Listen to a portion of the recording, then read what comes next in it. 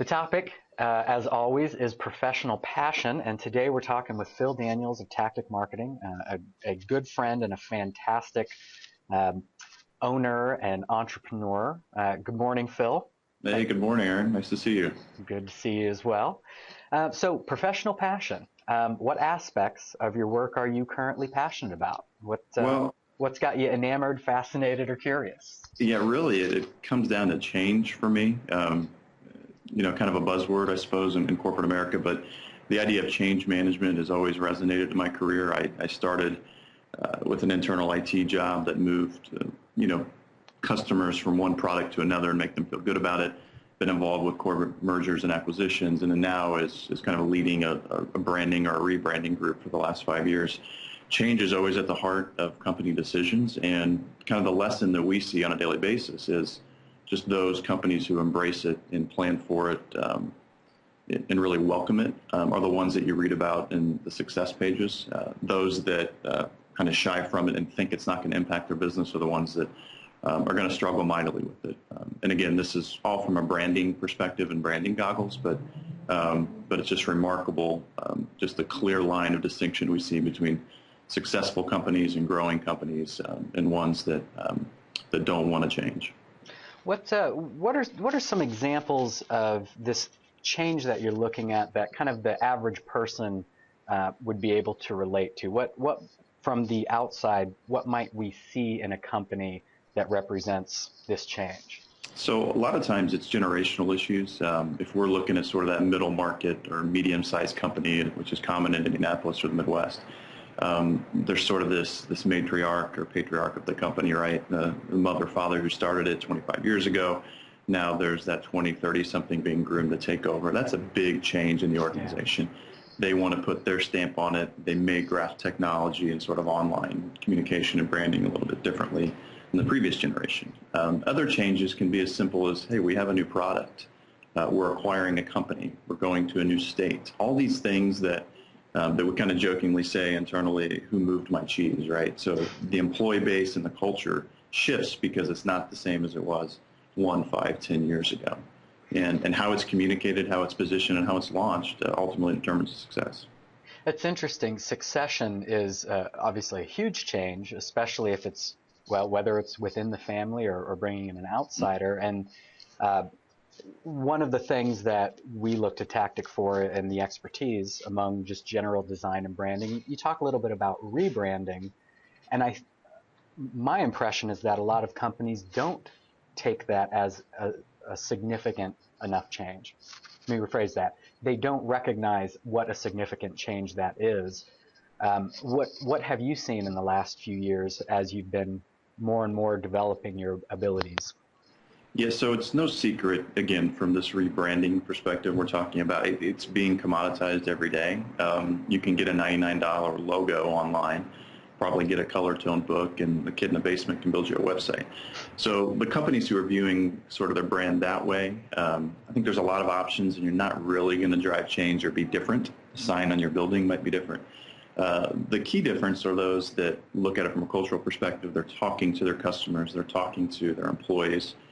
They're talking to the customers they lost, their vendors, the receptionist to the janitor, right? So it's really understanding how to drive change, what the sort of current pulse of the company is, and then aligning the brand to meet those, right? So as business change, as customers change, as your products change, you just sometimes just doing the same thing isn't always the answer. And you just have to ask the questions to know how people perceive you, what the drivers of business are, how you keep them, why customers come back, that sort of thing. Excellent. We internally we've been having conversations about organizational artifacts, which I found out is a fairly obscure academic term that apparently only I am familiar with. But I was using the branding and the rebranding that you've shared with me as an example of how a logo, a business card, things that are symptoms of a culture are actually used to represent things about the culture. And so moving from a red logo to a blue logo probably does not well represent the culture and the change that's taking place. Sometimes it takes a lot of education to get clients to understand that this is an opportunity for growth and evolution. And I think the ones that get it are the ones I imagine that you most enjoy working with. Yeah, those are the ones that really are the longer term relationships for us. I mean, as a branding shop, we're not doing our job and our merit if we just stop at designing something. I mean, that 2, 3, 4 year relationship is where we start to see the benefits. Multiple growth. Yeah, and what we always joke about is a website, for example, is never about the website, right? So, we'll get leads to talk about redesigning a website, and it's apparent in the first part of the process during that kickoff consultation, right, that there's bigger problems sometimes than just the navigation menu or the color on your website or the pictures you're using or the headlines. So it's funny how certain things that are tangible, like a website, become sort of the symptom, but seldom are they the underlying problem. So this notion of organizational change or change management, I think, as we referred to it, when did you really first recognize this passion? Sure.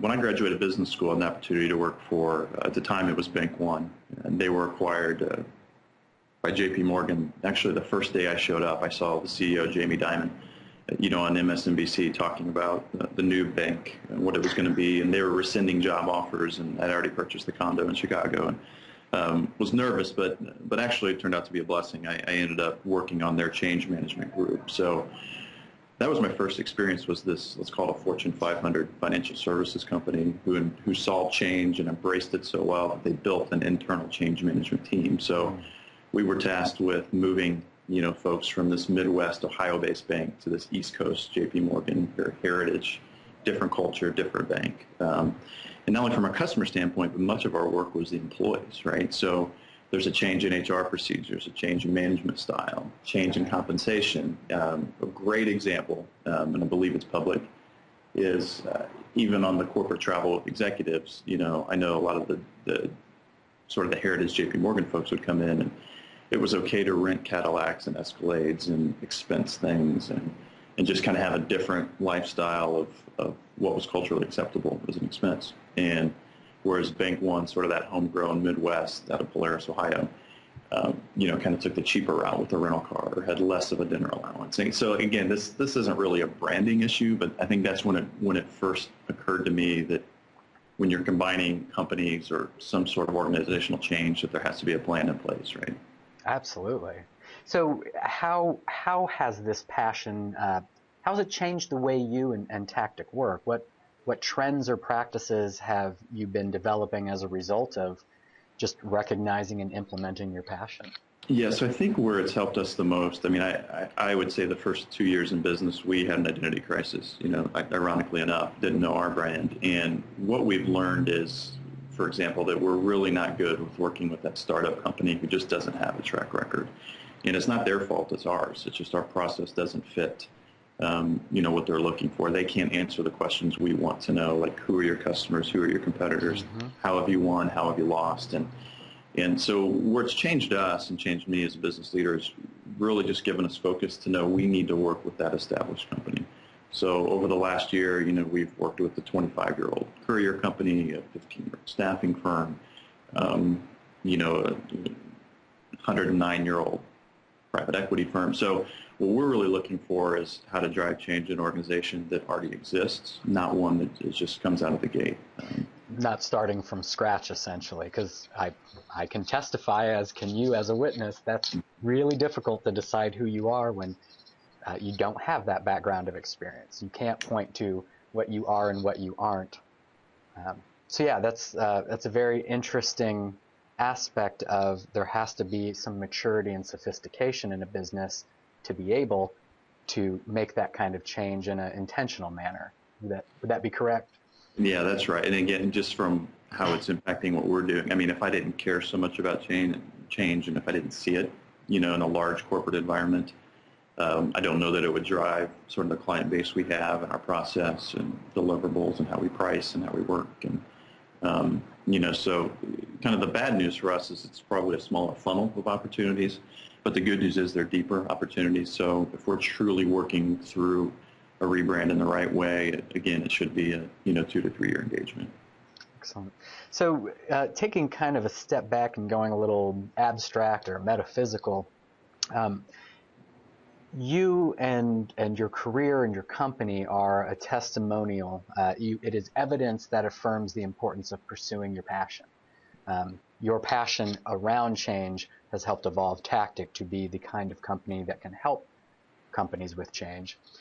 What advice do you have for people who are at that early stage of they're beginning to recognize that they have a passion but aren't necessarily confident about pursuing it? They don't have the evidence to say, yes, I need to go this direction no matter what. Do it for free, and not for long, but at least at first. Just as long as necessary. It's funny. It's a catch, right? I mean, you have to have clients to get clients. You have to have a portfolio to get a bigger portfolio. So for me, I'm very passionate about food and just sort of all things culinary. So there was a local sort of artisan chef in town who was in really need of a rebrand and just a repurpose of sticking out in a very cluttered food scene in Indianapolis. And this was, 5.5 years ago. So again, another passion of mine is food, coupled with changing and branding, right? So those two together was a great place for me to start. So I did it absolutely for free. Had a couple meals, I suppose, along the way, but that was a great way. It just gave me the confidence that, one, I could do it, and two, I had something to talk about. So even if I was calling on an accounting firm, I could at least tie back to some process that worked at least once, right? And it's a very different approach than what we have 5 years later, for sure. But I think you just have to get out there and do it, as simple as that sounds. And it probably sounds a little too Donald Trumpish or something, but if you don't love what you do, you're never going to be good at it. I agree.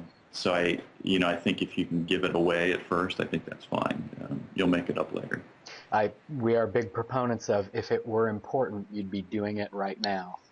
So, well, thank you so much. I really appreciate you taking the time. I have tremendous respect for you personally and professionally, and I'm very grateful that you were willing and able to share your passion with me. Yeah, it really twisted my arm to talk about branding and change today. Yeah, I'm thank you sure very much. it did. Thank you, Phil. Thank you.